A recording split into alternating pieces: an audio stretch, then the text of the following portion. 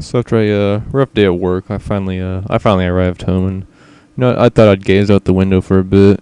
It's been a long, nasty day of working out graphs and just getting those Excel spreadsheets just the way Mr. Thompson likes them. I glanced down at my wooden floor. I'm proud of it.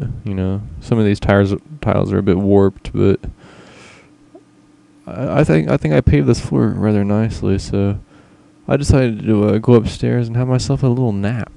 I slowly trudged, bouncing with each step in glee, and I came outside upon my balcony. It was a rather sunny day. The sun was so bright I could, just blowing my eyeballs out pretty much. I just see whiteness in the distance. There was a bird chirping, and the ground I spotted some garbage, but there it is.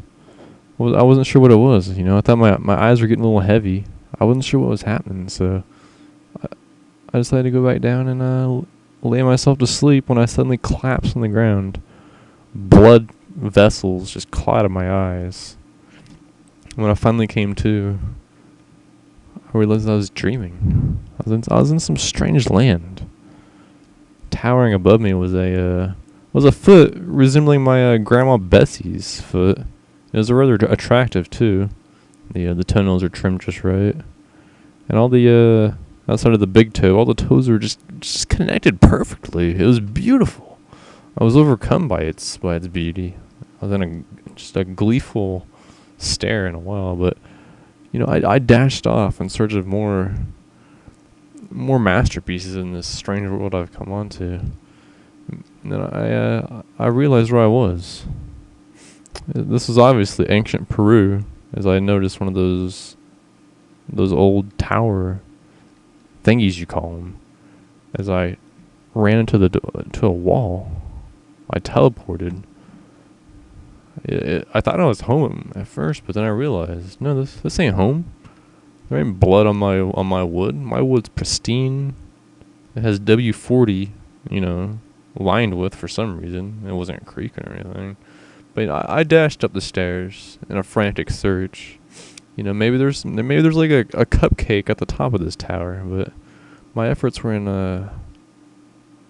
vain because I suddenly I didn't awake as I thought initially again, but I was in familiar territory though. This is as I stared into the blinking ocean blue, I realized this is San Francisco. I was back home, but in a dreamlike world, in a dreamy state. Maybe I was just dream walking or sleepwalking as they call it. But then I happened upon a building, and there's some ancient Japanese characters scrawled upon it. I later looked it up and realized it meant Condor of the East. Still have no idea why the hell it would say that. And there was a giant vent shaft, but it was locked, and I didn't have the key to the north. And that's when it hit me. I'm not sure what it was that hit me exactly. Possibly a punch. And I've never found the perpetrator to this day. But I aimlessly walked around. Stuff just popped in magically. Roads appeared.